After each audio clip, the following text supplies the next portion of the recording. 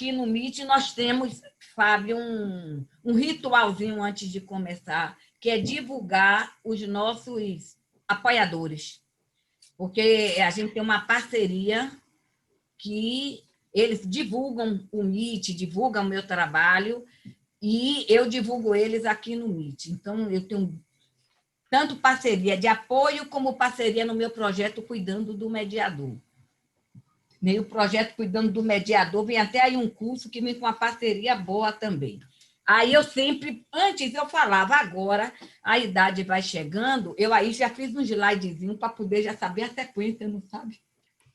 Então eu vou passar aqui, porque como é que se diz? Eu tenho que cumprir com o cronograma. Com o cronograma, que é o combinado, é o trato, né? Isso sim. Então, eu estou abrindo. Ontem foi o dia, né, da consciência, dia de combate à alienação parental. Então, no dia 12 de abril, nós tivemos aqui, né, uma palestrante, uma aula com a professora Marilene Marodin sobre mediação de conflitos e alienação parental, mas o dia realmente da consciência da alienação parental foi na data de ontem, dia 25. Então, como ainda é o mês de abril, né, então ainda eu estou abrindo, lembrando, entendeu? Sobre a passagem e tudo que nós discutimos na aula passada. Então, para quem não conhece ainda, o MIT Sistêmico é uma aula aberta, gratuita, na modalidade telepresencial, sempre ministrada por um professor convidado ou um membro da equipe sistêmica. Quase nunca sou eu acho que eu só faço um MIT no ano. Este foi um projeto idealizado com a finalidade de ampliar os saberes dos meus alunos do curso de Mediação Familiar Sistêmica e promover diálogo sobre temas que envolvam uma visão sistêmica da família, relações familiares, mediação familiar, entre outros, sempre envolvendo a família. O MIT ocorre sempre às segundas-feiras e ele é quinzenal.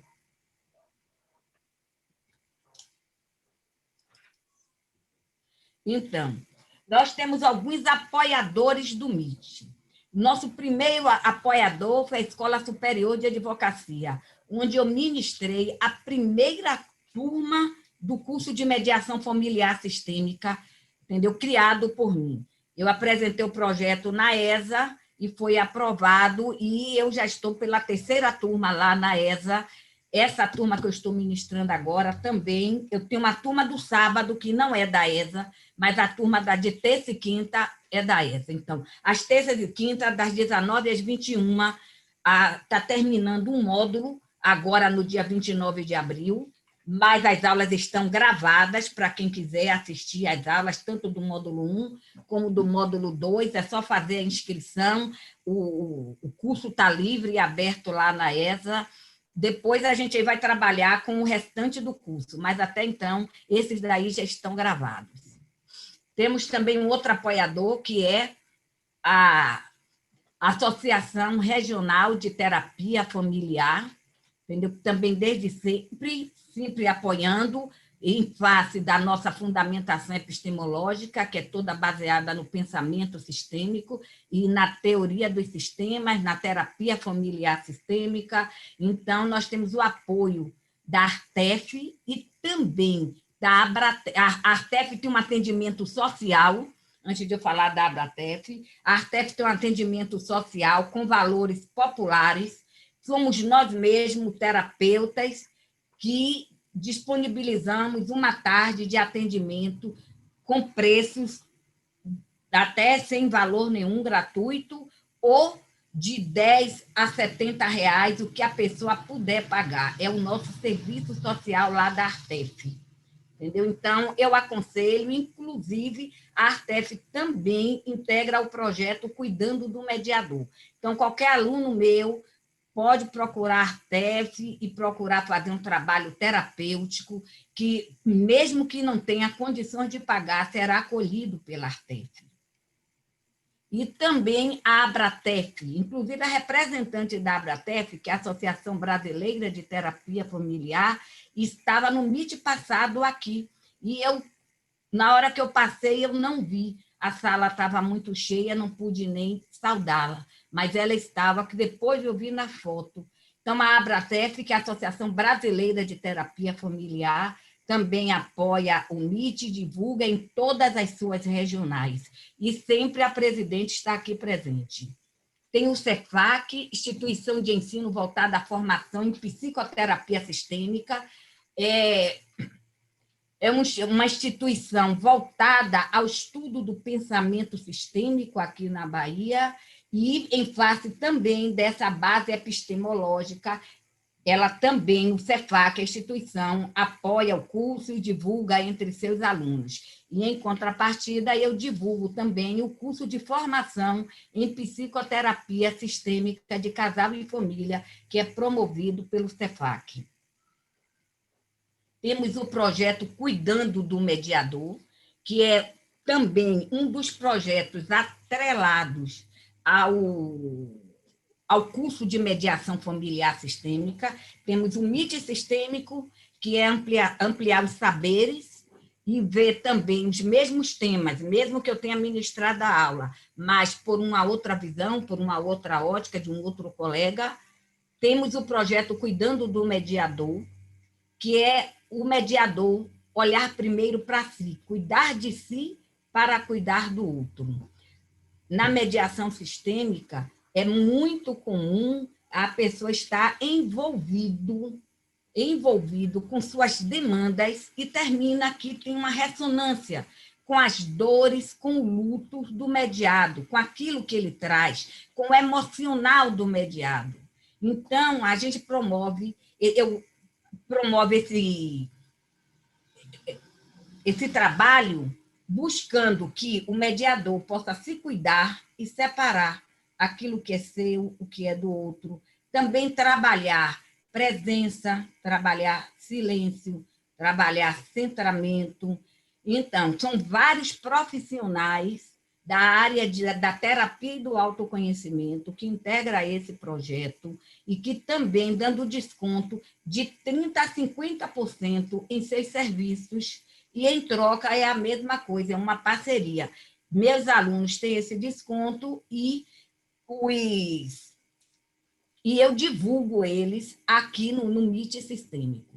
Então, nós temos a Lana Lopes, terapeuta sistêmica, ela também ministra cursos. Roque, sim, mas ele trabalha com constelação familiar, com tarô, com limpezas. Ana Paula Brasil, com trabalho com yoga, R$14,90 por mês as aulas no site, para qualquer aluno que quiser se inscrever, é só chegar no site do InYoga e fazer sua inscrição, tem muitas aulas gravadas, ou me procura para ver se tem interesse em fazer telepresencial com ela. Luane Souza, trabalhando com Theta Healing, barra de Axe, Reiki, sabonetes vibracionais, sempre com preços de 30% a 50% de abatimento para meus alunos. Edna Cravo, Luane está até aí presente, Edna Cravo também. Edna Cravo, astróloga há mais de 30 anos, também oferece os serviços dela mais barato do que, mais em conta, né? Com desconto, é o clube de desconto. Vocês, para ter acesso a esse clube, basta entrar no meu site, clicar no projeto Cuidando do Mediador. Depois clica em Clube de Desconto. Aí vocês encontram telefone, número, endereço de todos os profissionais.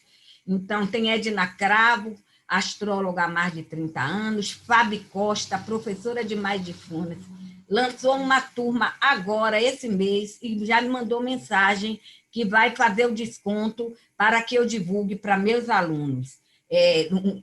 Mindfulness para estudantes.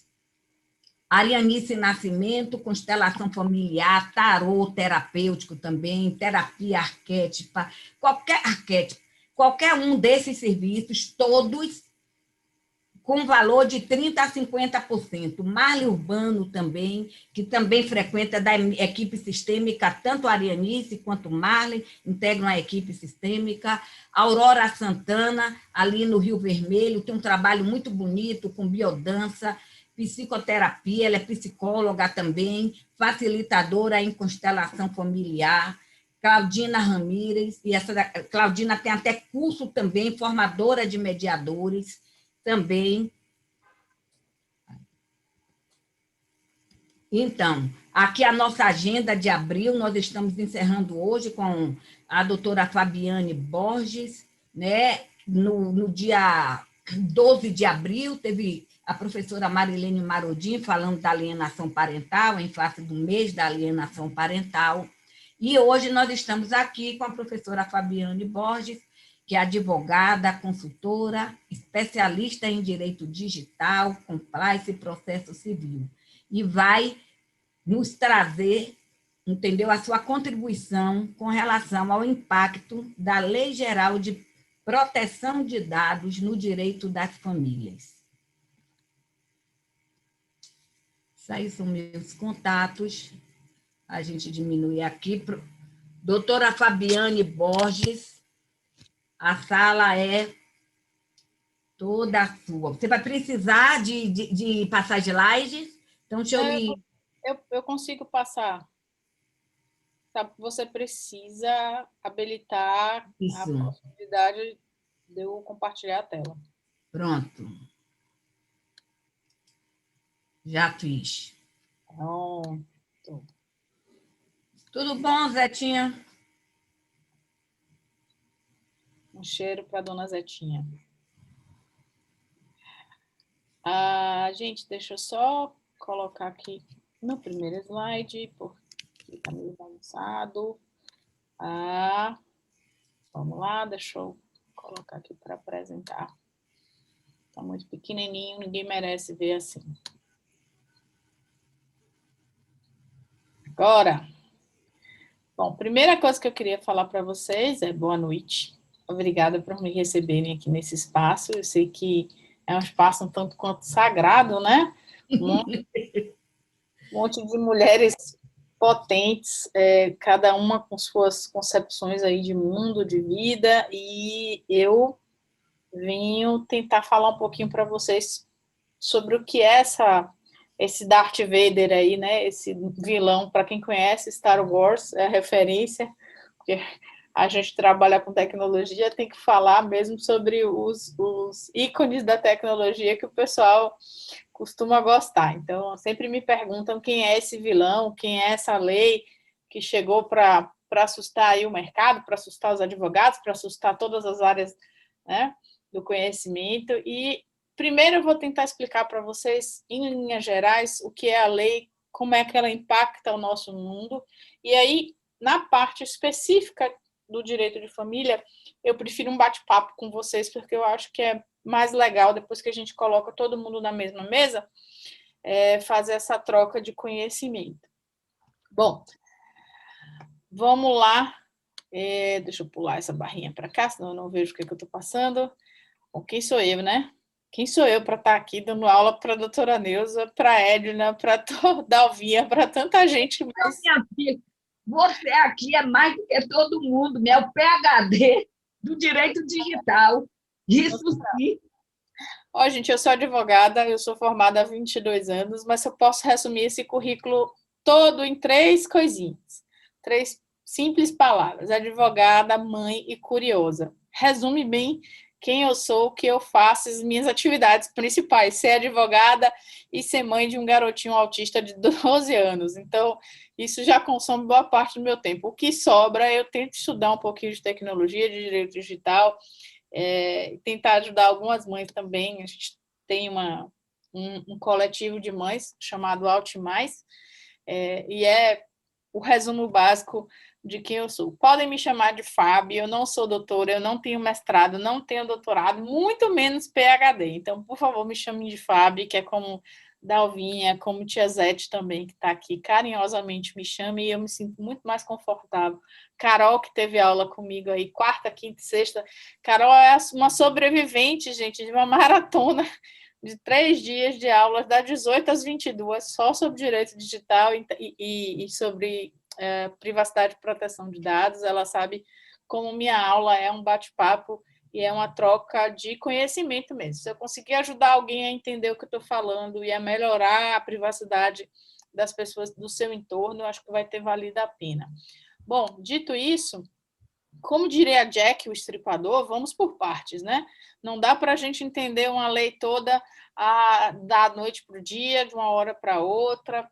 E para a gente compreender isso, a gente precisa pensar que há um contexto histórico. O legislador não acordou da noite para o dia e disse: vou fazer uma lei, vou colocar todo mundo para pensar em privacidade, porque eu estou a fim de perturbar a vida do ordenador jurídico, né, do ordenamento jurídico desse país. Não foi assim.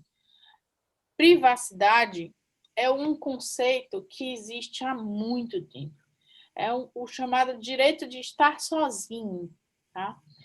Esse conceito que é garantido pela Constituição Federal, né, que envolve uma série de circunstâncias, ele surgiu a primeira vez lá em 1890, quando um juiz da Suprema Corte Americana, ele publicou numa revista, na Harvard Law Review, um texto dizendo que as pessoas tinham o direito de estar só, porque naquela época tinha sido lançada assim uma grande tecnologia.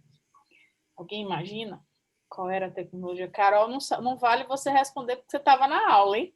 Você vai saber dar a resposta. Mas em 1890, alguém imagina qual foi a tecnologia que fez alguém parar e dizer assim, não, toda pessoa tem o direito de estar sozinha. Alguém quer chutar? Ninguém quer se arriscar? Tô vendo que tem gente colocando no bate-papo aqui. Deixa eu abrir aqui para ver. Não, telefone. Não, Sérgio, não foi o telefone. Foi a máquina fotográfica. Quando a máquina fotográfica é lançada, as pessoas vão sair por aí tirando foto. Foi um rebuliço, né? Um fogo no parquinho, como dizem atualmente, porque as pessoas passaram a temer pela sua privacidade. Eu não quero ninguém no meu jardim tirando foto da minha casa. E esse juiz da Suprema Corte, olha, Sérgio, legal, aprendi mais um. Pois é, Sérgio, esse juiz da primeira corte, da Suprema Corte Americana, criou uma tese realmente desenvolvendo o conceito de privacidade que a gente conhece hoje. Ano passado, essa tese dele fez 130 anos, saiu até publicada num livro de capa dura, bonito, assim, muito bacana. E de lá para cá, esse conceito de privacidade ele vem sendo multiplicado em várias leis, em várias outras legislações pelo mundo afora. Ele está no artigo 12 da Declaração dos Direitos, da Declaração Universal dos Direitos Humanos, ele está no Tratado de Estrasburgo, e ele está também nessa diretiva 95, que está aqui. Opa, pulei aqui a página sem querer. Ixi, passei todos os slides. Sabe o que é isso? O Zoom fica... Eu desativei a minha outra tela e está tudo numa tela só. Bom, vamos lá. Do Tratado de Estrasburgo, ele também vem para a Diretiva 95, que é nada mais, nada menos a mãe, aliás, a avó da nossa LGPD. Essa diretiva, pessoal, ela viria a se transformar no que a gente chama de GDPR, General Data Protection Regulation, ou Regulamento Geral de Proteção de Dados, que é a lei da União Europeia sobre proteção de dados. A GDPR, né, o Regulamento Geral de Proteção de Dados da Europa, ele acaba sendo a mãe da nossa legislação. Mas ele surgiu enquanto legislação, enquanto ideia, enquanto projeto, lá em 1995. Né? A Europa já maquinando o quanto de dados que as empresas de tecnologia que estavam começando a ganhar força com a internet poderiam vir a ter. Além desse contexto, né, histórico, a gente também precisa entender que toda vez que aparece uma tecnologia nova, as pessoas dizem que a privacidade morreu. Então, foi assim com a máquina fotográfica, foi assim com o telefone, foi assim com os primeiros computadores pessoais, com os primeiros celulares, com os primeiros notebooks, com os primeiros smartphones, e será assim com as próximas tecnologias que virão, e não são poucas, tem uma, inclusive, chamada blockchain, que é interessantíssima.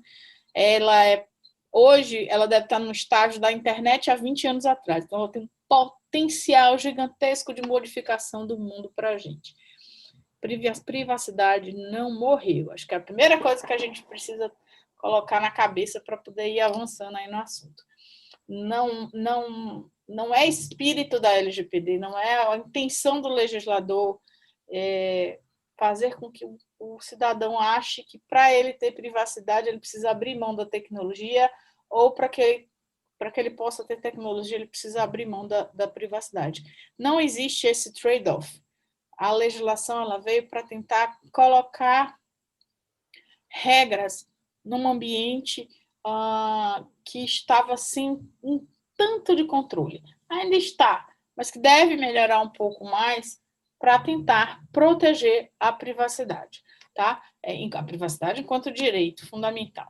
Para a gente entender ainda mais esse contexto, eu fortemente recomendo que vocês assistam esses 3 filmes, esses 3 documentários, né, nessa sequência exata como está na sua tela. O termos e condições podem ser aplicáveis, Terms and Conditions May Apply, ele é o primeiro documentário sobre como as grandes empresas de tecnologia, se vocês observarem aqui, o Terms está com um layout parecendo o layout da Google, o End está com o layout do YouTube, o Conditions com o do Facebook, né? O May parece o da Microsoft, e o Apply, gente, da Amazon. Aqui a gente vê basicamente como a história do primeiro grande vazamento de dados preocupante, né, trouxe o mundo para pensar privacidade. Lá em 2011, um carinha chamado Edward Snowden, ele até tem um livro muito bacana, se vocês quiserem depois ler, vale a pena, esse aqui, Eterna Vigilância, que é esse carinha, ele trabalhava na Agência Nacional de Segurança Americana. E ele descobriu que a Agência Nacional de Segurança Americana estava fiscalizando, bisbilhotando a vida das pessoas, inclusive da nossa ex-presidente Dilma, né? Não só dela, mas de Merkel e de grandes nomes de governos em muitos países. E nesse primeiro documentário aqui, a gente começa a entender por que privacidade precisa ser protegida, né? Porque ficou mais fácil, inclusive para os governos, né, simplesmente exigir das empresas de tecnologia que cresceram desenhando seus negócios a partir de um grande volume de dados, o que a gente chama de Big Data, né? E isso estava desregulando a balança dos direitos das pessoas. Então, esse documentário aqui é o primeiro start para quem, para quem quer entender esse cenário de privacidade e proteção de dados. Esse segundo aqui, esses 2 últimos estão no Netflix, esse primeiro vocês acham no YouTube com alguma facilidade, mas esses 2 estão no Netflix. O segundo, que é o Privacidade Hackeada, ele já traz um momento mais atual da privacidade, que eu acho que vocês vão ficar um tanto quanto estarrecidos, para quem nunca teve uma noção do que é isso, mas que vale muito a pena, porque ele eleva o patamar da discussão sobre privacidade e proteção de dados para o contexto do que a gente chama de dadocracia, né? De como a coleta sem limite, né? Principalmente para formar o que a gente chama de perfis preditivos, né? Uma análise de dados tão profunda que ele consegue dizer a alguém o que eu, Fabiane, posso ou não estar querendo comprar, votar, ter, e como uma empresa controlou isso aqui a ponto de influenciar tanto nas nossas eleições quanto nas eleições de outros países, né? Inclusive aí a saída da Inglaterra da União Europeia, o chamado Brexit, né? Esse documentário é muito legal. E, por fim, talvez seja o que mais seja interessante para vocês que trabalham com psicologia, que trabalham com atendimento a famílias, que trabalham com a área de saúde de um modo geral, que é o dilema das redes. Por quê? Porque aqui ele diz, olha, para além do perigo do volume de dados influenciar decisões políticas, esse modelo de negócio passou a criar um novo desenho, um desenho em que ele mexe com a psique do indivíduo, principalmente dos indivíduos em formação. Então, entender o contexto histórico, ok, entender o contexto econômico e social é necessário. Senão a gente não consegue absorver o quão profundo é a ideia que o legislador teve ao criar a Lei Geral de Proteção de Dados.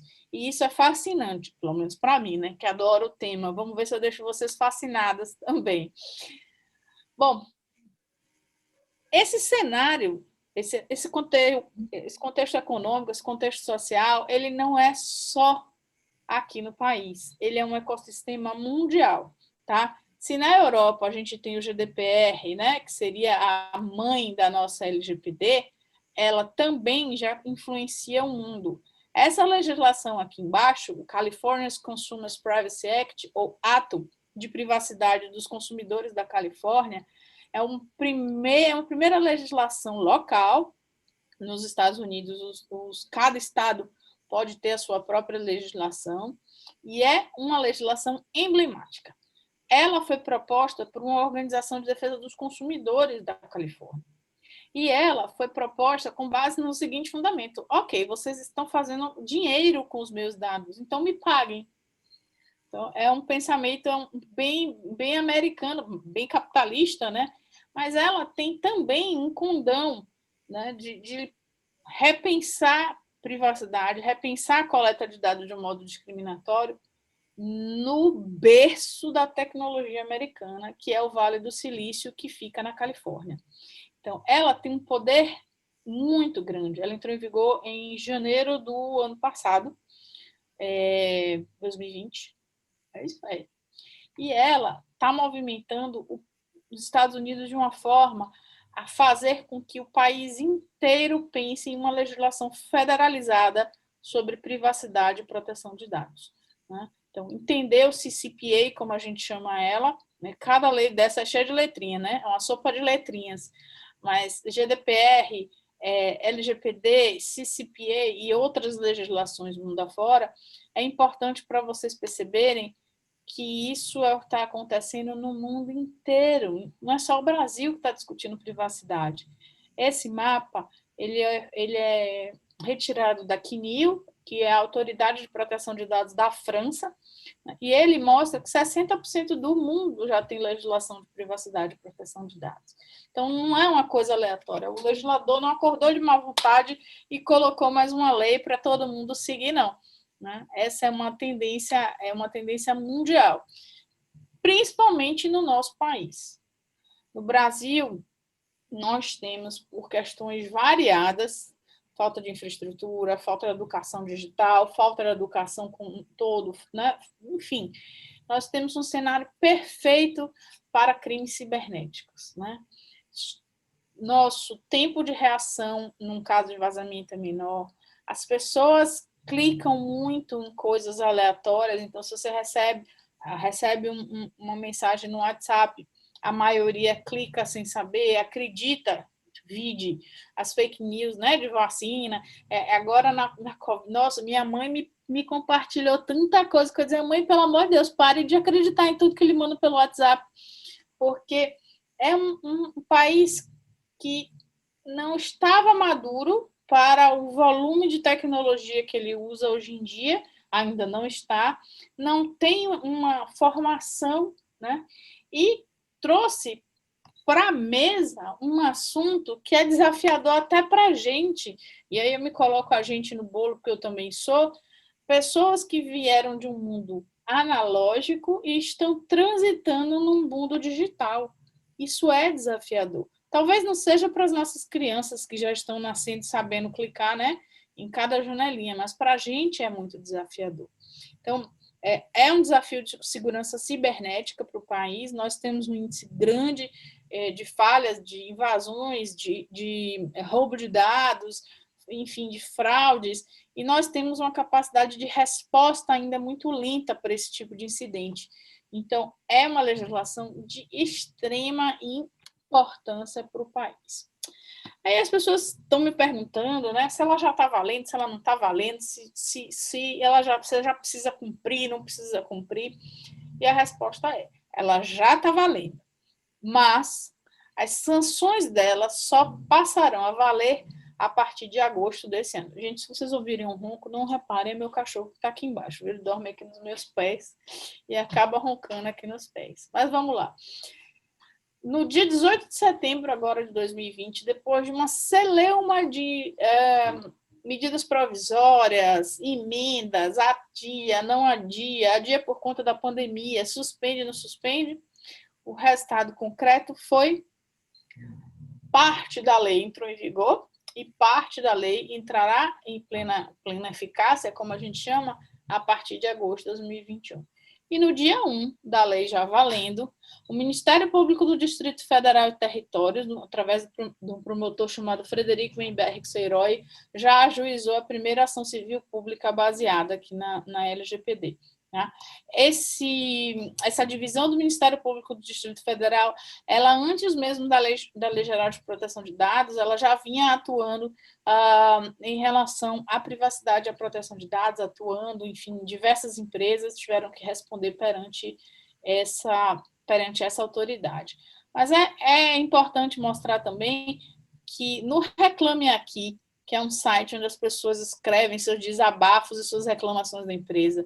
Na primeira semana também o termo da LGPD já estava rodando. Pessoas que estavam se sentindo importunadas por aquelas ligações telefônicas de marketing, né? Elas foram lá e já disseram, olha, eu não quero mais isso aqui. E, por fim, aqui das ações que eu acho que mais curiosa, né, e que mais me emocionou foi um estudante de Recife entrar com a ação para questionar para onde a biometria dele, que ele fornecia no ônibus, na passagem do ônibus, estava indo. Né, como era feita essa coleta e essa guarda dessa biometria. A gente vai ver por quê. Biometria é um dado pessoal sensível, que precisa ser protegido com um pouco mais de cautela. Então, ela já está valendo, ela vale para todas as empresas, para todas as pessoas físicas e jurídicas que exerçam atividade econômica. Isso é muito importante, porque eu, psicólogo, eu, advogado, enquanto pessoa física, exerço uma atividade econômica e sou e devo me adequar também à Lei Geral de Proteção de Dados. Ah, Fabiane, mas eu não tenho dinheiro. Não precisa fazer uma montanha de atividades, mas o básico, em termos de cuidar dos dados dos clientes que passam pelas suas mãos, nós precisamos fazer sim. E ela também vale para o poder público. Não são só as empresas, não são só as pessoas físicas que têm atividade econômica que precisam se adequar à LGPD. Né? O poder público também. Aqui a gente tem as primeiras nomeações para encarregado de dados, que é a pessoa que responde diretamente sobre privacidade dentro desses órgãos, dessas autarquias, desses ministérios. A gente tem a recomendação do CNJ, né? E o CNJ já tem algumas recomendações e instruções para os tribunais se adequarem à Lei Geral de Proteção de Dados, e tem também o Guia de Boas Práticas expedido pelo governo federal, com algumas referências para que instituições públicas, universidades federais, enfim, empresas que tenham algum tipo de comando ou façam parte da estrutura pública do país, também pensem e comecem a se adequar. Bom, dito isso, a expectativa é que todo mundo faça o dever de casa, todo mundo leia o que é a lei, todo mundo entenda como é que vai, né? Use senha segura, não use senha 1, 2, 3, 4, 5, não colhem essas belezuras chamadas post-its, com as senhas nos seus computadores, enfim, uma série de expectativas foram criadas. Porém, a realidade ainda é muito dura e o professor continua apanhando muito dos alunos e vai ter muito trabalho ainda. Por quê? Primeiro porque as pessoas ainda não têm ideia de que dados são esses que precisam proteger, né? Eu vou dar fazer um bom bate-bola com vocês aqui para vocês compreenderem. Quantos advogados vocês acham que tem na Bahia? Pode chutar. Meu Deus, pelas OAB. Cadê algum aluno novo aí para me dizer a OAB? Um número 70 mil. 70 mil? 60 mil? 60 já passou. Pronto, vamos trabalhar com 60 mil. Quantas desses 60 mil advogados são mulheres? Nossa. Podem chutar. 25 mil. Pronto. Quantos desses advogados na Bahia que são mulheres são especialistas em direito digital, direito eletrônico?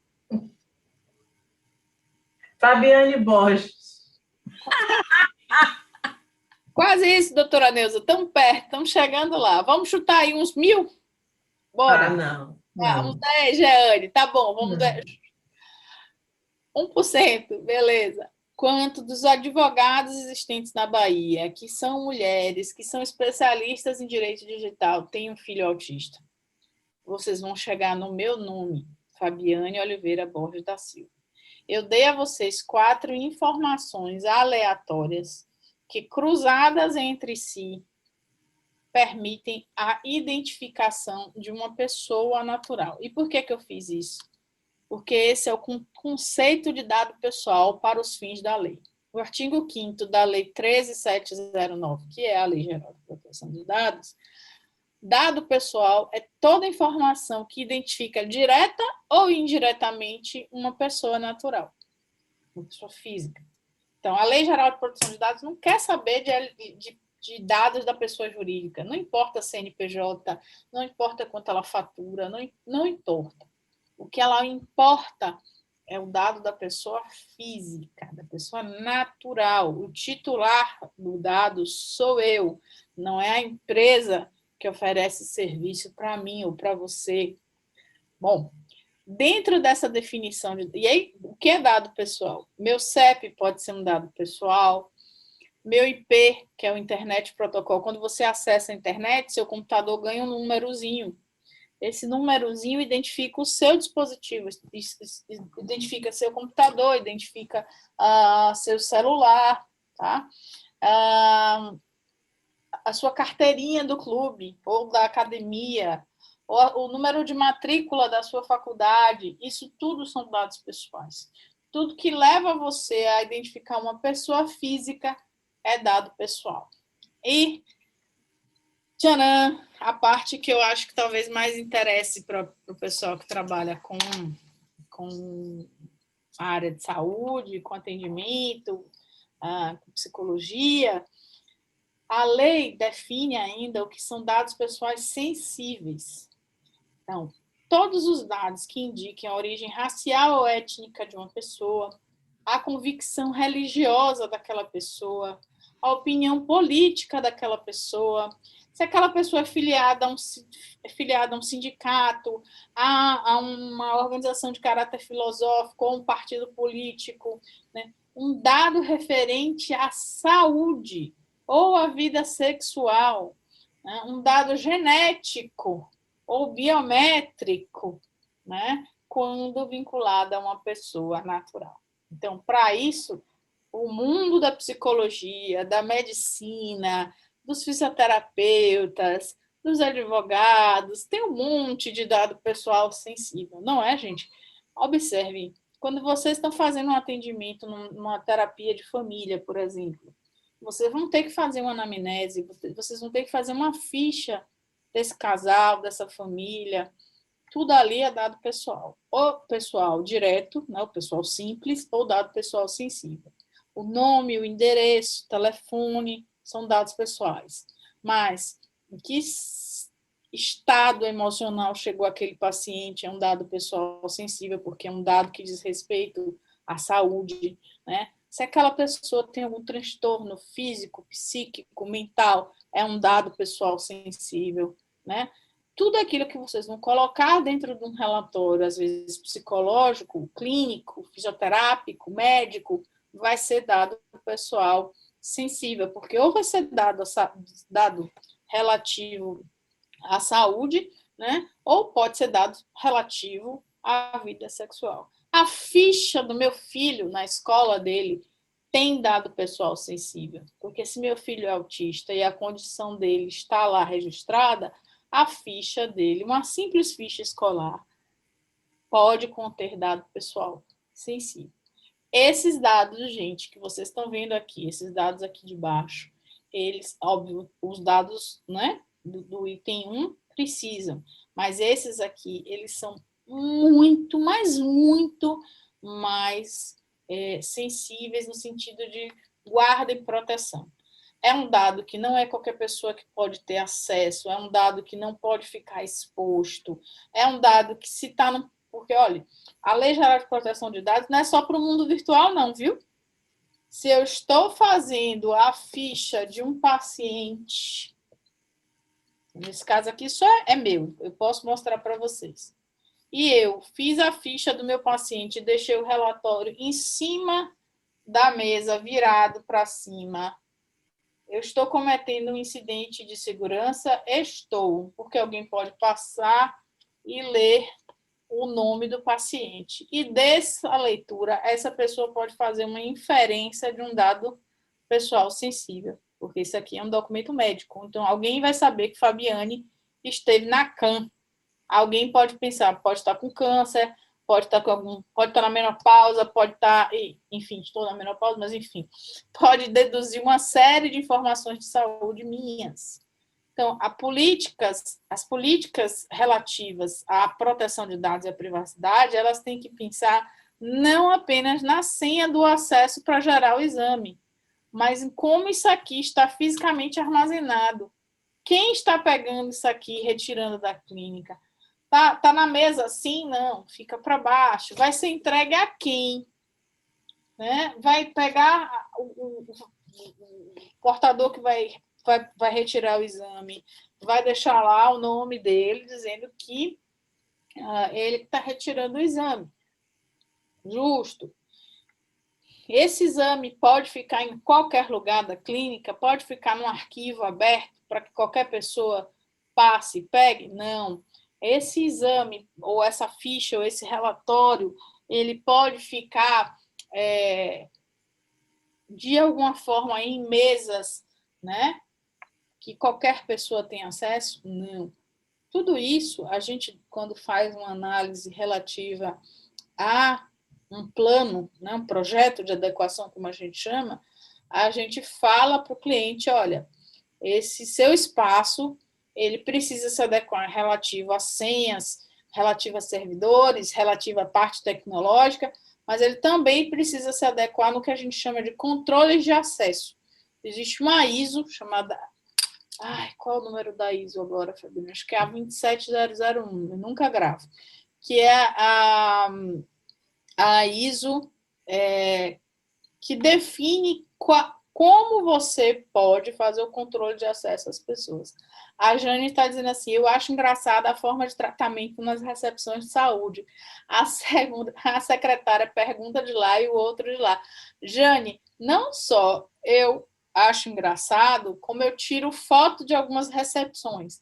Tem umas que tem um painel gigantesco com toda a lista de todos os nomes das pessoas, né? Em alguns hospitais tem o nome da pessoa, do paciente, tem o número do consultório e o pior, tem especialidade médica para onde a pessoa está indo, né? E tipo um alto-falante lá, um robozinho, senhora, atenção, senhora Fabiane Oliveira Borges, consultório número 17, número 15, né? E isso está errado. É claro que esses processos, e por isso que a lei deu 2 anos para que as empresas se adequassem, e ninguém levou a sério, porque eu passei 2 anos batendo de porta em porta e as empresas dizendo que essa lei não ia pegar, né? Essa lei não vai pegar. É isso mesmo, Fabiana, é uma triste realidade. É uma triste realidade, porque isso envolve a privacidade da pessoa. Direito à privacidade é um direito constitucional, uma garantia constitucional. E, mais ainda, o direito à proteção de dados, recentemente, né, o STF julgou uma ação direta de inconstitucionalidade, eu acho que é a 6384, que julgou a medida provisória 954 do governo federal inconstitucional. A medida provisória previa, por conta da Covid, que as operadoras de telefonia celular fornecessem todos os dados dos cidadãos do país ao IBGE para fins de controle da pandemia. E aí várias instituições entraram com ações diretas de inconstitucionalidade, dizendo, epa, pera ainda, a gente tem uma lei já sobre isso, não pode, né, fazer esse tipo de repasse de informação. E por 10 votos a 1, o STF disse realmente, não pode, né? Permitir que as operadoras de telefonia celular passem essas informações é um tanto quanto desproporcional, uma medida desproporcional. E aí, nos votos, tem um dos votos mais legais que eu vi, que eu pude ler, foi a da ministra Rosa Weber. Em um dos votos, a gente viu nascer, para quem gosta de direito, a gente viu nascer um ramo novo do direito. E está vendo nascer, né, o direito à privacidade e à proteção de dados. E mais, a gente viu o direito à proteção de dados ser alçado à garantia constitucional, antes mesmo de estar na Constituição. A gente tem uma PEC, que é a PEC 17, que prevê que o direito à proteção de dados vá ser incluído no rol das garantias constitucionais do artigo 5º, mas ela ainda não passou, ainda não virou um reconhecimento constitucional. Antes mesmo disso acontecer, o Supremo vai lá e diz, não, o direito à proteção de dados é uma garantia constitucional, um direito constitucional. Ou seja, você, cidadão, tem direito à sua proteção de dados. Isso é lindo, gente. Do ponto de vista jurídico, isso é lindo. Você vê um ramo novo do direito nascer da noite para o dia, ser alçado à condição de garantia constitucional antes mesmo de estar na Constituição. Mas, enfim, isso é para a galera que gosta de discutir direito, é algo animador. O fato concreto é, esses dados que a gente fornece em vários lugares ao mesmo tempo, eles precisam estar protegidos. E protegidos de várias coisas. Quando eu estava grávida do meu filho, eu fiquei presa num incêndio. Era uma sexta-feira, 13 de março, e no dia 16 de março ele nasceu, né?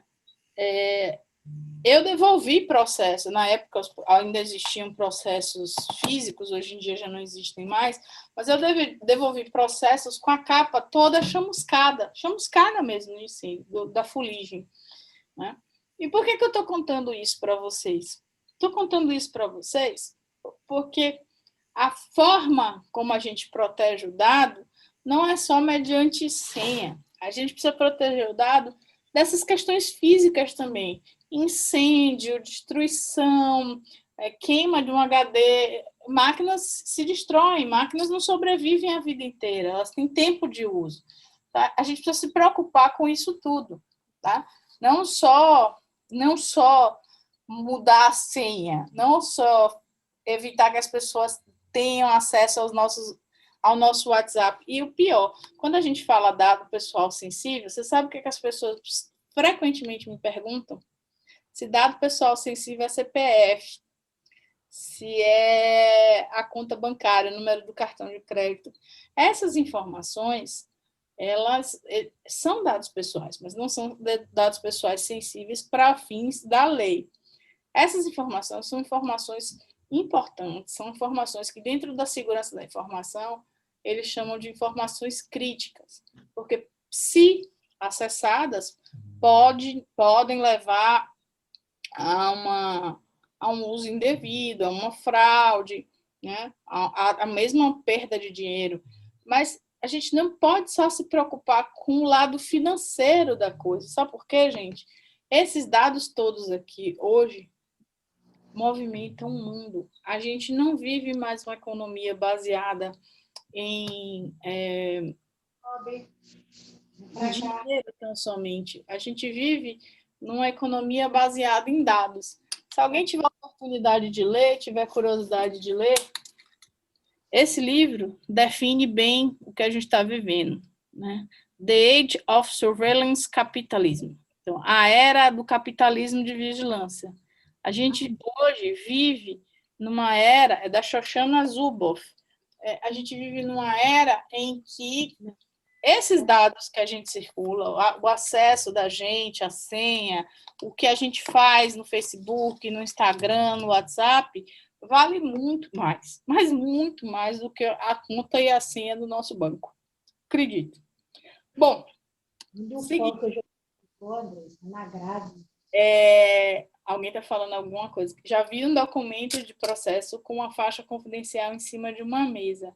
O processo estando fechado, muito, né? Não tem problema não, viu, Jânia? O problema não é se o processo estivesse aberto ou qualquer pessoa pudesse entrar e manusear. Mas, vamos lá. E o que é tratamento de dados? Quando a gente pensa, né? Quando a gente fala, já expliquei para vocês, né? O que é dado pessoal, as pessoas quando pensam, tratamento de dados é só aquele uso em que a pessoa vai fazer uma inferência a partir dos meus dados, vai traçar um perfil psicológico, um perfil de consumo. Não é isso, gente. Se vocês conseguirem imaginar um verbo, né, conjugar qualquer verbo com dado, é tratamento de dados. Então, coletar, tratar, produzir, utilizar, armazenar, distribuir, processar, arquivar, avaliar, eliminar, controlar, modificar, comunicar, transferir, difundir, extrair. Pense num verbo. Se esse verbo for um verbo possível com a palavra dado, é tratamento de dados. Eu estou dizendo isso para que vocês não se limitem a achar que tratamento de dados pessoais é só o preenchimento de algum formulário, é só a entrega, né, de um determinado... Não. Quem guarda, e aí, por isso que a gente está falando da importância da segurança, né? Quem acessa, quem utiliza, quem compartilha. Gente, quem compartilha é tão importante quanto quem guarda. O tratamento de dados é isso tudo aí, né?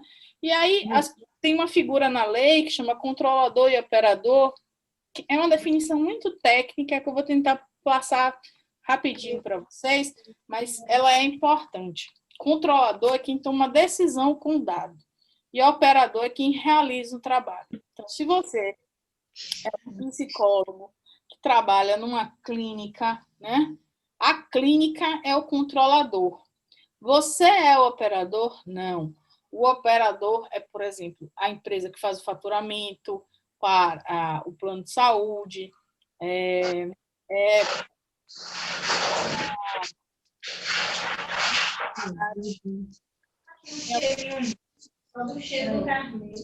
o microfone aberto aí que está fazendo barulhinho. A outra é só conversa.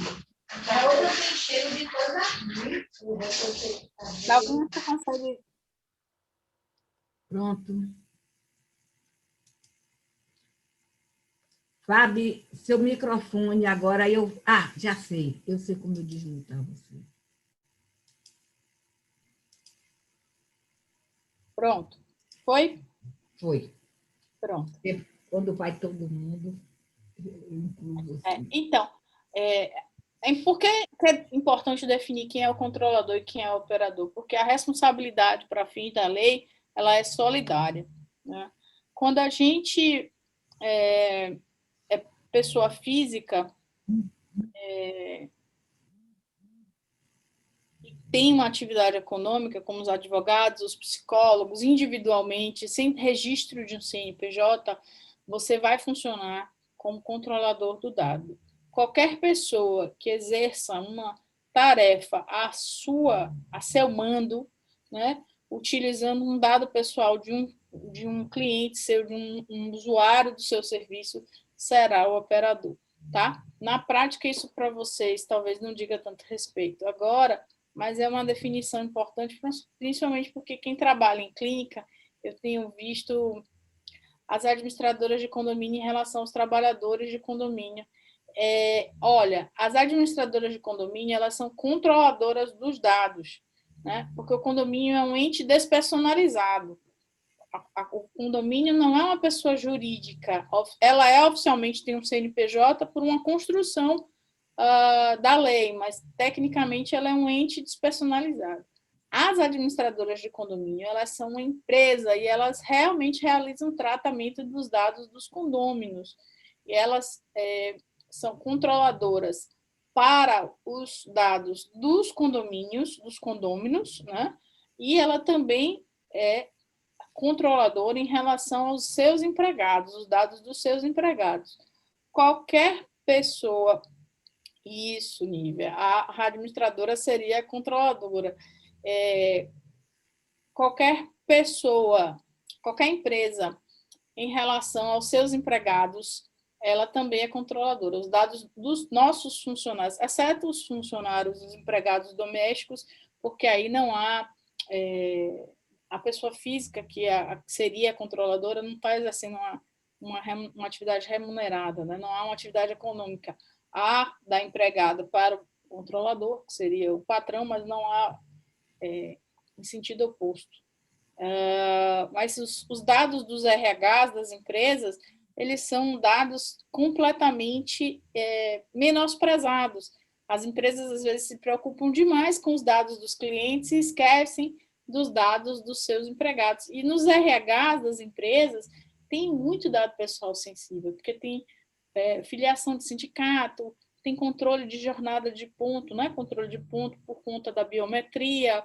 Às vezes tem, dependendo do nível de acesso, tem controle biométrico, tem dados de menores de idade, porque tem os dados relativos aos benefícios que os empregados têm, né? De plano de saúde, de cesta básica, enfim. E muitas empresas, muitas grandes e médias empresas esquecem completamente de fazer a adequação da proteção de dados relativa aos dados dos seus funcionários. Isso é um erro recorrente. E a definição de controlador e operador, ela vai implicar também em ajustes contratuais, cláusulas contratuais próprias, acordos de processamento de dados, enfim, é bem interessante conhecer esse ponto um pouquinho mais a fundo. Um outro ponto também que as pessoas confundem muito é, ok, Fabiane, eu já entendi o que é dado pessoal, eu já entendi o que é controlador, já entendi o que é processador, então quer dizer que eu só posso, agora, as empresas só podem tratar dados se obtiverem o meu consentimento. Não. Existem 10 bases legais para o tratamento de dados, tá? Consentimento, você tem o cumprimento de obrigação legal, quando a lei determina que você faça alguma coisa, você tem a execução de políticas públicas, você tem o tratamento de dados para estudos por órgãos de pesquisa, você tem tratamento de dados que você precisa realizar, às vezes, por uma execução de um contrato, você tem tratamento de dados quando você precisa executar também, realizar também um exercício regular do direito, você tem para a proteção da vida, para a tutela da saúde, para o legítimo interesse do controlador e até para a proteção ao crédito. Essa base legal não é proteção da pessoa que está pegando o empréstimo, não é proteção do dinheiro mesmo, viu? Enfim, essas definições de bases legais para o tratamento são importantes porque nem tudo precisa de consentimento. E é até bom que não precise, porque a gestão do consentimento é a base legal mais difícil da gente trabalhar. Para esse consentimento ser válido, ele precisa ser um consentimento livre, inequívoco, de uma autodeterminação informativa, ou seja, a pessoa que está assinando tem que saber, tem que compreender para que ela está assinando. Aí eu vou dar um exemplo muito claro, principalmente para vocês, muitos daqui que trabalham na área de saúde. Às vezes a gente precisa fazer um termo de consentimento, né? Para gravar uma sessão, para, enfim, trabalhar com uma determinada área de saúde e coloca lá no papel um termo cheio de palavras difíceis e coloca a pessoa para assinar. Essa assinatura vinda de uma pessoa, por exemplo, que às vezes não tem um primeiro grau completo, faz com que esse termo de consentimento ele não seja válido. Então, é preciso escrever de uma forma que as pessoas compreendam, né? Aquele li e aceito que às vezes a gente clica em alguns aplicativos de internet, ele tem validade legal para o termo de uso, para você utilizar aquela ferramenta, mas ele não vale como consentimento para o tratamento dos dados. Então, enfim, é uma parte bem complexa da legislação, mas é bem interessante, principalmente para a gente saber que não é só o consentimento que vale, né? Quando a gente vai falar, eu nem vou voltar aqui só para falar um pouquinho para vocês, quando se trata de dados pessoais sensíveis, e a coisa inverte um pouquinho. Eu vou precisar do consentimento como regra, e não como exceção daqui, tá? E sem o consentimento, eu só vou conseguir tratar dados pessoais sensíveis para tutela da saúde, para proteção da vida, para prevenção à fraude, enfim, a gente vai ter regras bem específicas do artigo 7º, do artigo 11º e do 14º. No 14º, tem o tratamento de dados de menores de idade. É um tratamento tão específico, que você só pode fazer com o consentimento dos pais, né? Esse é um ponto que eu acho que é interessante para a gente debater quando a gente vincula a Lei Geral de Proteção de Dados ao direito da família. Dentro das empresas, existe uma figura chamada DPO, ou Data Protection Officer, né, que na tradução para a gente ficou encarregado de processamento de dados, encarregado de proteção de dados. Essa pessoa é a pessoa que vai realizar comando da operação de privacidade dentro de uma instituição, dentro de uma empresa, é ela que vai se comunicar com a Autoridade Nacional de Proteção de Dados, é ela que efetivamente vai fazer com que os titulares, a empresa ou a instituição e a Autoridade Nacional de Proteção de Dados conversem entre si. É quase um Superman, né? E essa Autoridade Nacional de Proteção de Dados, ela vai funcionar mais ou menos como uma agência regulatória, né? A gente brinca que a nossa expectativa é de que ela viesse só para multar as empresas. Para quem não conhece a lei a fundo, a previsão de sanção é de 2% do faturamento até 50 milhões de multa por infração, né? E as pessoas acham que ela vai vir destruindo, vai vir acabando com tudo, né? O sonho da gente é que ela viesse educando todo mundo, e a realidade é que a gente que lute, porque ela ainda está em processo de estruturação. A Autoridade Nacional de Proteção de Dados, ela vai funcionar regulando todo esse ecossistema. Como ela ainda não está em pleno funcionamento, a gente sente muita falta ainda de diretivas, né, de coisas que a autoridade já deveria ter dito para a gente, vale isso, vale aquilo, vale a Drogasil pegar a sua biometria, não vale você trocar seu CPF por um vale coxinha, como a gente chama, né, não vale, e ela ainda não está em pleno funcionamento. Na prática, ela, quando estiver a pleno vapor, ela está começando a se estruturar agora, ela vai zelar, né, pelas diretrizes, pela fiscalização, vai, enfim, de realizar as multas, vai aplicar as multas, as sanções, não é só multa que a LGPD possui. E ela tem um papel muito importante no mundo inteiro. As autoridades de proteção de dados têm um papel importante, mas aqui no Brasil eu acho que ela vai ter um papel essencial, que é o de educar, de mudar essa cultura da privacidade.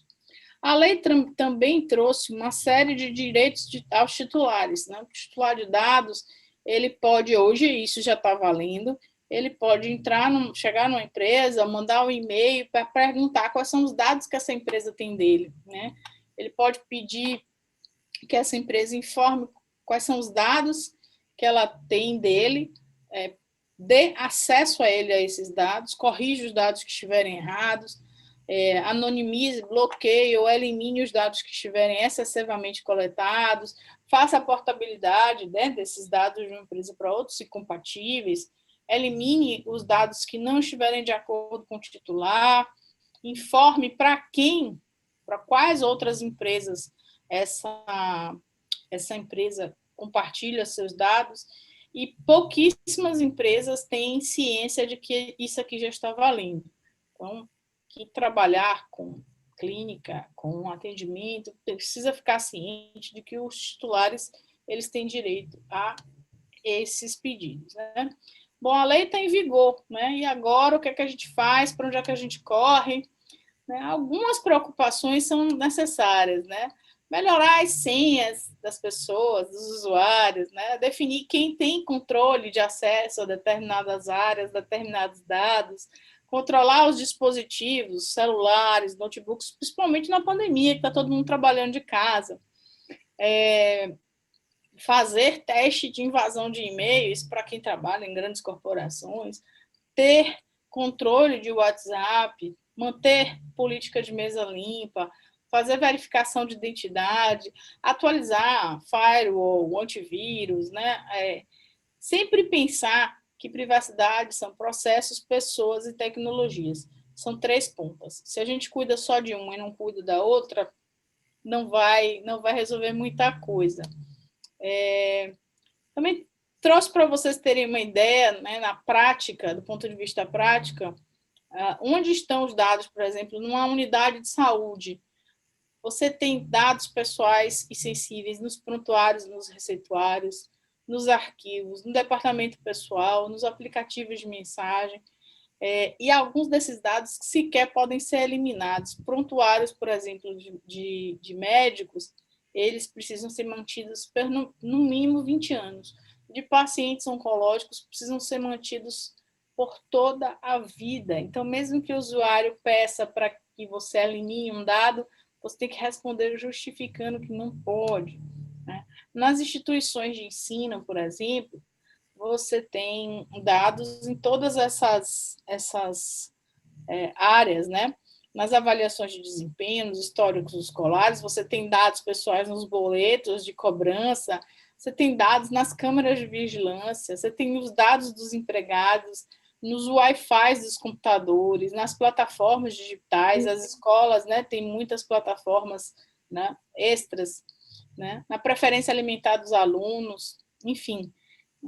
E não é fácil você arrumar tudo isso, né? Esses dados, para você conseguir inventariar, levantar e montar uma equipe, exige um ciclo, um mapear e fazer um fluxo, outro, analisar e corrigir os gaps, né? Corrigir as falhas, outro. Enfim, é um processo longo, é um processo que dura no mínimo, né, na maioria das empresas, 12 meses. Algumas a gente consegue fazer em menos tempo, quando a atividade é um pouco menor. Mas é um processo que já deveria ter começado, né, desde que a lei foi sancionada lá em 2018, mas todo mundo foi relegando isso para segundo plano. E o mais difícil que eu acho da LGPD é como é que a gente educa todo mundo. Eu coloquei os meninos indo para a fila do banheiro, porque quem aqui é mãe de menino sabe a dificuldade que é ensinar esse povo a fazer xixi no lugar certo, né? Então, é mais ou menos a mesma coisa. A gente tenta educar criando uma cultura, que é o mais difícil, né, de se fazer, tentando a adesão de todo mundo que trabalha naquele mesmo local, naquele mesmo ambiente, né, conseguindo engajamento de todos, tendo um apoio da alta gestão, trabalhando com empatia. Vocês mais do que eu sabem disso, a gente só consegue convencer qualquer outra pessoa de que aquilo está correto quando a gente consegue se colocar no lugar dela e quando consegue fazer com que ela se coloque no nosso lugar. É um trabalho difícil, mas é um trabalho muito gostoso, muito interessante para ser feito, né? É preciso também ter na cabeça, quem vai trabalhar com isso, de que só existem 3 certezas na vida, né? Onde que a gente vai morrer, a segunda que a gente vai pagar imposto e a terceira é que o dado vai vazar. Então, o dado efetivamente vai vazar. E se o dado vazar, o que é que a gente faz? A gente tem que comunicar à Autoridade Nacional de Proteção de Dados, tem que ter um escritório de advocacia próximo, ou alguém que entenda do que é que tem que fazer, para quem responde, para onde corre. Está tudo lá na lei, não estou trazendo nada de novo para vocês, mas se vocês derem uma lida na própria legislação, na Lei 13.709, vocês vão ver que muito das recomendações dela são recomendações a título de boas práticas de segurança. A gente acredita muito de que empresas e pessoas vão ser multadas, mas num ponto mais distante, talvez, da aplicação da legislação, não agora, não no início. E, efetivamente, as pessoas que forem multadas, elas vão ser penalizadas se comprovado que elas não atuaram de maneira a se precaverem ou a mitigarem aquele risco. Então, o risco do dado vazar, ele existe.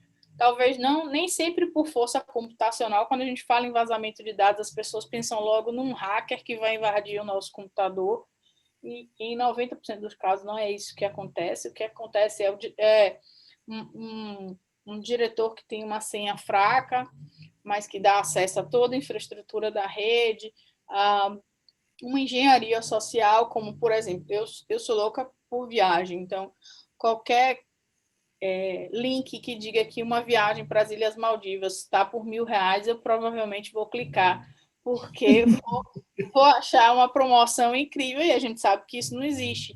Mas essa é uma forma de fisgar, né, a pessoa para que ela instale um código malicioso no computador dela sem ela nem saber. Então, não é simplesmente botar o melhor equipamento do mundo, porque existe uma coisa chamada engenharia social, e que as pessoas caem bonitinho nelas, né? São pessoas que se passam por outras, é boleto falso que a gente recebe. Então, não é simplesmente da noite para o dia que a gente consegue resolver e implantar tudo isso que eu estou falando aqui. Mas a gente também precisa pensar em demonstrar para a Autoridade Nacional de Proteção de Dados que a gente fez o mínimo, né? Que a senha não era 1, 2, 3, 4, 5, nem estava colada no computador. Por quê? Porque quando o dado vazar, a gente vai ter que ter demonstrado que nossa parte, pelo menos nosso papel, foi feito, foi cumprido.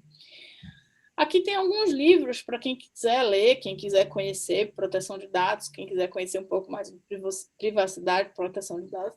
Tem quase todos aqui quase todos não, tem todos aqui na minha biblioteca, e tem mais alguns também. É um tema riquíssimo, interessantíssimo. Eu sou apaixonada. Eu adoro tecnologia, eu casei com um garoto de programa, como eu chamo ele. Ele é analista de sistemas do governo federal, é programador, e aí eu chamo ele de garoto de programa.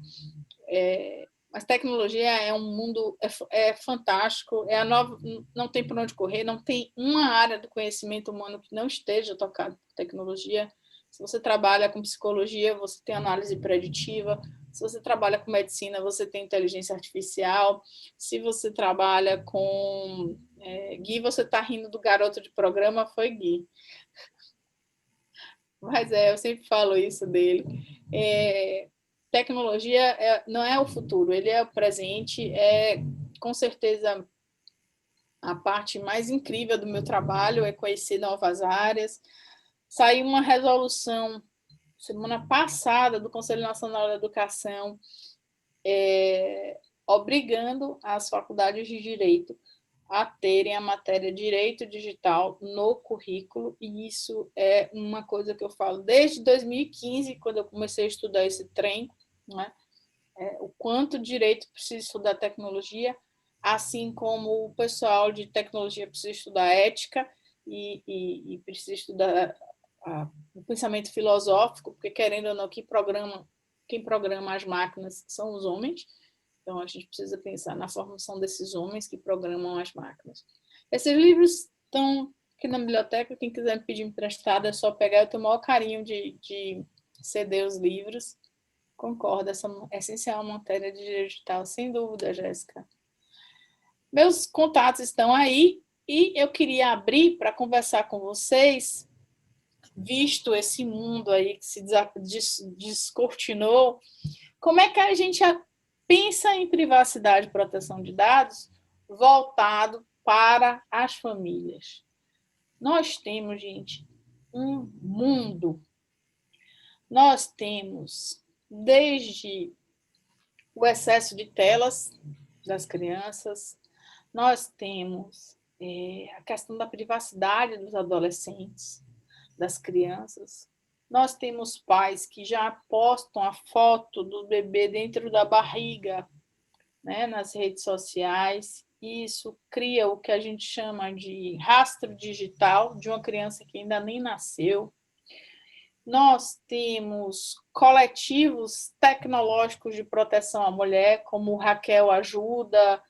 Enfim, a gente tem uma série de questões que a gente pode analisar aqui e que eu vou parar aqui para que vocês possam abrirem as câmeras e a gente conversar um pouquinho mais. Quem tem pergunta, quem quer saber mais alguma coisa, vocês gostaram, vocês não gostaram? Falem alguma coisa, meu povo, vocês estão muito quietos. Agora, nessa coisa toda aí que você falou, me veio uma lembrança de o tal do direito ao esquecimento virtual, que nós que fazemos processo de família, é o que todo mundo mais quer, esconder que casou com aquele cara que hoje é cachaceiro, né? Então, eu não me vinculo a este homem. O cachaceiro já tá punido também, né? Então, uma pessoa que teve um vínculo e depois diz, doutora, mas eu não quero mais usar o nome dele, eu nem queria mais vínculo nenhum com ele, o que é que eu faço? Como é isso? A gente tem mesmo, apaga as fotos, apaga a vida. O que nós fazemos com esse lapso de tempo de nossa vida? A gente simplesmente coloca em algum lugar do coração ou da cabeça e apaga, na nossa cabeça. Da internet, a gente não apaga, infelizmente. Não? Duas coisas, não. Existem duas coisas que a gente precisa falar aqui que são de direito digital. Não tem tanto a ver com privacidade. Tem um pouco a ver com privacidade, mas ela não se interliga diretamente. O chamado direito ao esquecimento, né? Como ele é em alguns lugares do mundo, no país ele não foi recepcionado pelo STF. Tem um julgado recente do STF, falei disso até semana, na quinta-feira, que afirma que o direito ao esquecimento, puro e simples, a ideia do direito ao esquecimento é incompatível com o ordenamento do nosso país, com o ordenamento jurídico, incompatível com a Constituição. Então, simplesmente eu não tenho como apagar. Mas, todavia, contudo, ele diz que em alguns casos é possível se pensar do direito não ao esquecimento, porque houve uma confusão nos conceitos. Ele quis dizer que seria possível o direito à desindexação. O que é o direito à desindexação? É o direito de você ir lá buscar no Google ou em outro buscador. Por favor, não usem só o Google, né? O Google não é um dos melhores buscadores do mundo em relação à privacidade, né? Existe vou colocar aqui, ó, DuckDuckGo, que é muito melhor, protege mais a sua privacidade. E esse direito à desindexação você procura lá, Fabiane matou alguém. Gente, eu não matei ninguém. Mas sai lá todos os links, né, dizendo, Fabiane, no dia tal, estava revoltada, matou não sei quem, não sei o que, não sei o que, todas as notícias. Vamos supor que eu já tenha sido presa, já tenha cumprido a minha pena, né, e eu queira apagar da internet, né? Dependendo da relevância social daquelas notícias, não é possível você apagá-las. Ou não é possível você retirar da busca. Em alguns casos você consegue, né?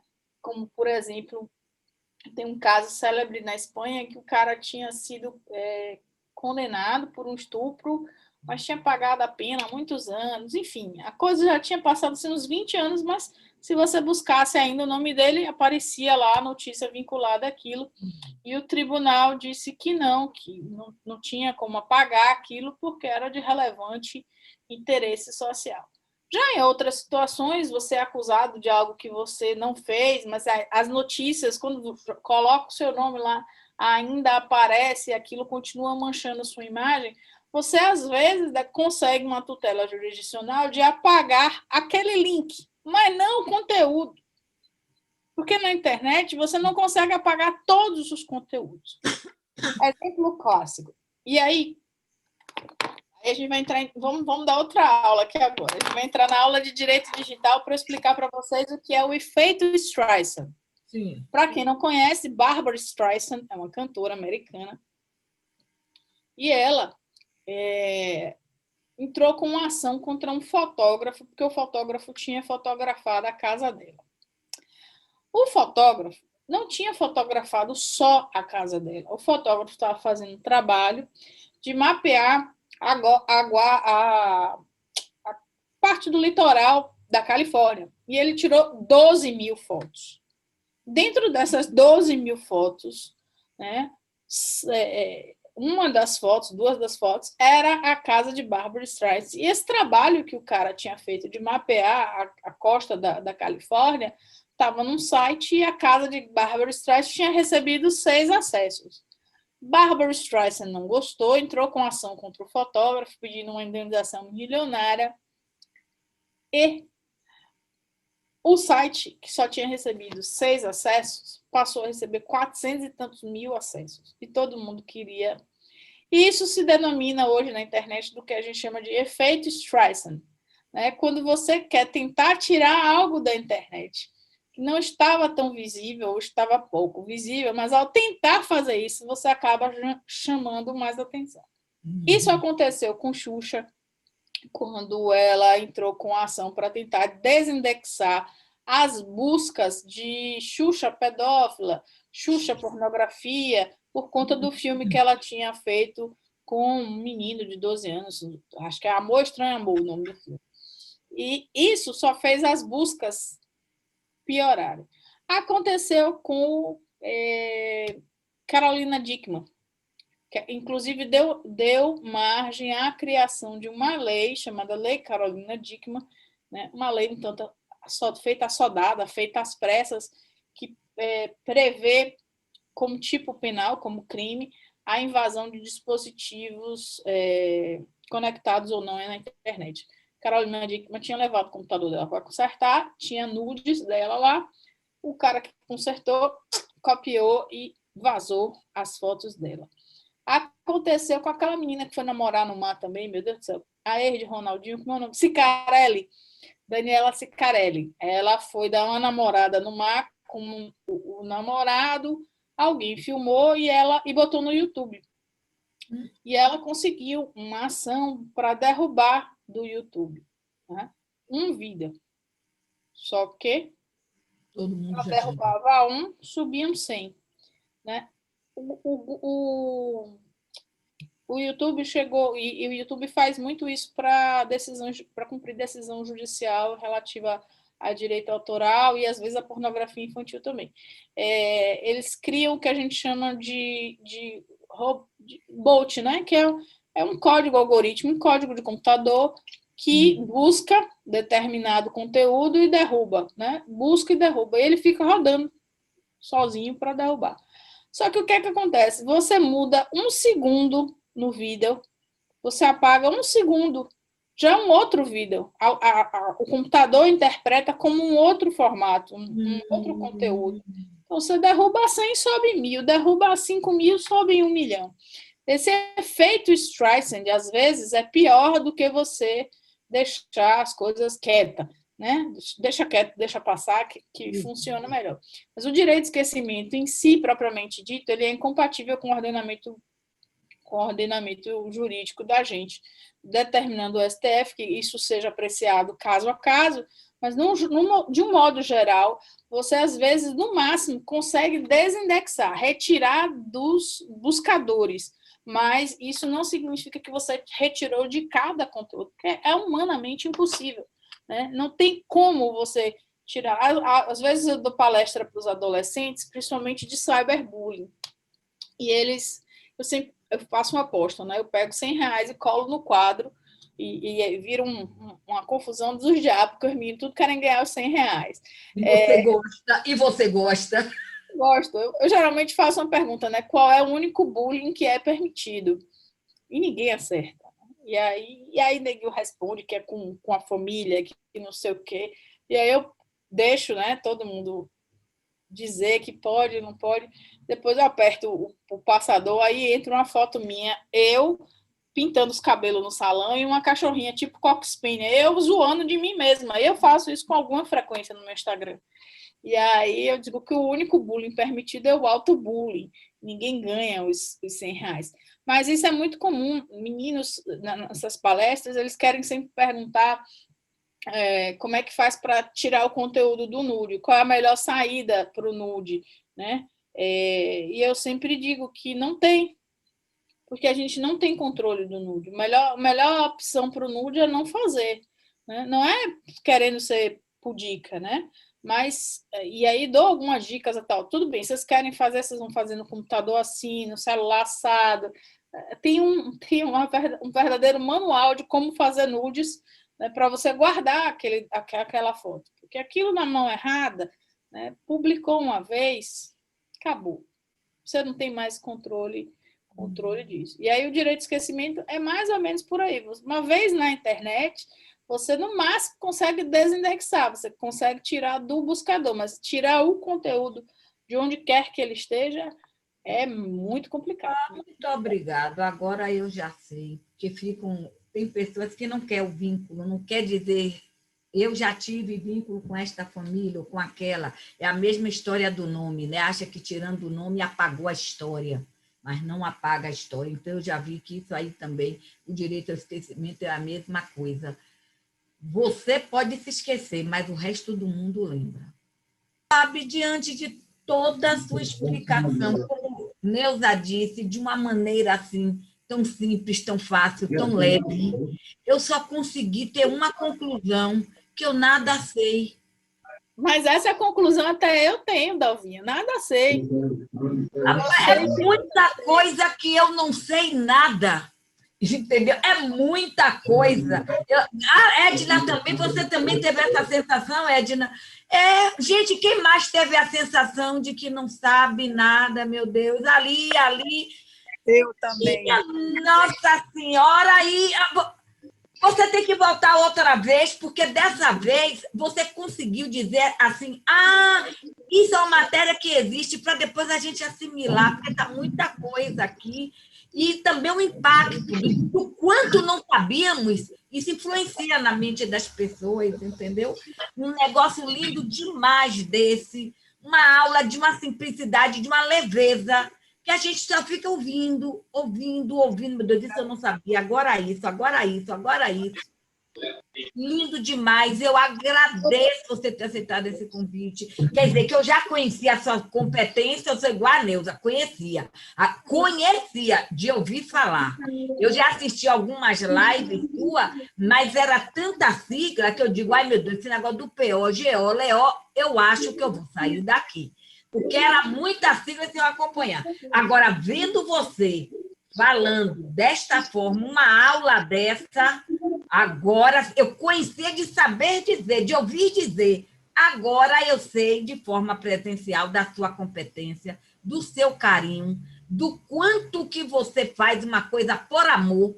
A gente sente quando o profissional trabalha por amor, porque é assim, é simplesmente assim. É lindo demais, demais, demais.